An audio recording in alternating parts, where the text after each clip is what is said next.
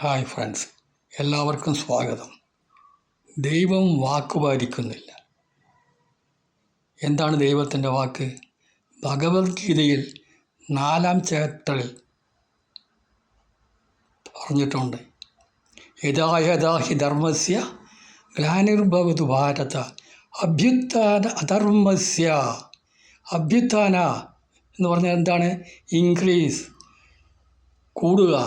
അധർമ്മസ്യ, അധർമ്മം കൂടുമ്പോൾ തഥാ, അപ്പോൾ ആത്മനം, ഞാൻ വരും, ഞാൻ അവതരിക്കുമെന്ന് ദൈവം ഭഗവത്ഗീതയിൽ നമുക്ക് ഉറപ്പ് തന്നിട്ടുണ്ട്. ഇപ്പോൾ അധർമ്മം കൂടിക്കൊണ്ടിരിക്കുക. എല്ലാവരും എവിടെ നോക്കിയാലും അധർമ്മമാണ്. എന്തുകൊണ്ട് ദൈവം വാക്ക് പാലിക്കുന്നില്ല? ദൈവം അറിയാതെ മാറി നിൽക്കുകയാണോ, അല്ല അറിഞ്ഞുകൊണ്ട് വാക്ക് പാലിക്കാതെ ഇരിക്കുകയാണോ? അതാണ് ഇപ്പോൾ സംശയമായിട്ടുള്ളത്. എല്ലായിടത്തും അധർമ്മം വിളയാടുകയാണ്. അതുമാത്രമല്ല, പണ്ട് കാലത്ത് ഒരു അസുരനുണ്ടായിരുന്നുവെങ്കിൽ അവിടെ ഒരു അവതാരം വന്ന് ആ അസുരനെ നശിപ്പിക്കുമായിരുന്നു. ഇപ്പോൾ നാട് മുഴുവൻ അസുരന്മാരായിട്ടും ഒരു ദൈവം പോലും വന്നിട്ട് അസുരനെ നശിപ്പിക്കുന്നില്ല. എന്താണ് അതിൻ്റെ കാരണം? ഒരു പിടിയും കിട്ടുന്നില്ല. നമുക്കൊന്ന് ആലോചിച്ച് നോക്കാം.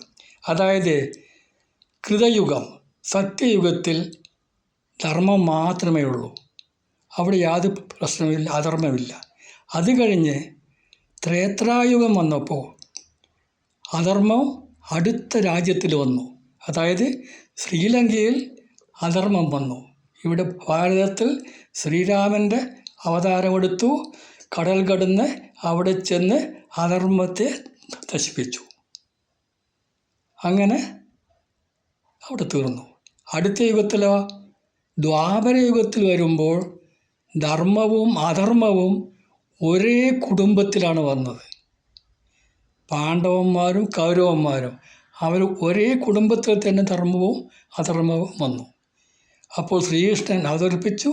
ശ്രീകൃഷ്ണൻ്റെ സാമർഥ്യം കൊണ്ട് ആ കുടുംബാംഗങ്ങളെ തമ്മിൽ യുദ്ധം ചെയ്യിപ്പിച്ച് അധർമ്മത്തെ അവസാനിപ്പിച്ചു. എന്നാൽ ഇപ്പോൾ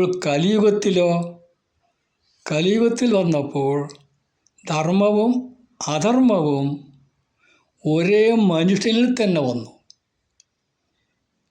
ഒരു ധർമ്മിഷ്ഠൻ എപ്പോഴാണ് അധർമ്മം ചെയ്യുന്നതെന്ന് പറയാൻ പറ്റില്ല. അതുപോലത്തെ സ്ഥിതിയായി കഴിഞ്ഞു ഈ കലിയുഗത്തിൽ.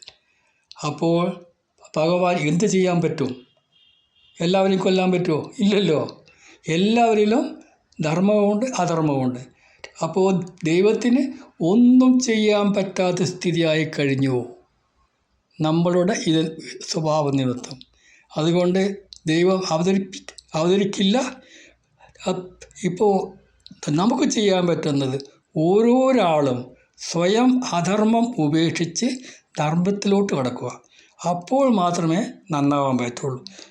ഈ അധർമ്മം മാറ്റാൻ ദൈവം അവതരിക്കുമെന്ന് പറഞ്ഞ് വിശ്വസിച്ചിരുന്നാൽ ഒരു കാര്യം നടക്കില്ല. സ്വയം എല്ലാവരും അവനവൻ തന്നെ ആലോചിച്ച് ആ സ്വഭാവം മാറ്റിയെടുത്താൽ നമുക്കെല്ലാവർക്കും നന്നായി ഒരുമിച്ച് നന്നായിട്ട് പോകാം. വെറുതെ ദൈവത്തിന് തെറ്റിദ്ധരിച്ചു, ദൈവം വാക്ക് പാലിക്കുന്നില്ല. പക്ഷേ കാര്യം അങ്ങനെയല്ലല്ലോ. ദൈവത്തിന് ഒന്നും ചെയ്യാൻ പറ്റില്ല. എല്ലാവരിലും 2 ക്വാളിറ്റി വന്നുപോയി. നമ്മുടെ കലിയുഗത്തിൽ ഒന്നും ചെയ്യാൻ പറ്റാത്തൊരവസ്ഥയായി. അപ്പോൾ ദൈവം മാറി നിൽക്കുകയാണ്. നമ്മൾ തന്നെ അതിന് വേണ്ടുന്നത് ചെയ്യണം. Thank you very much.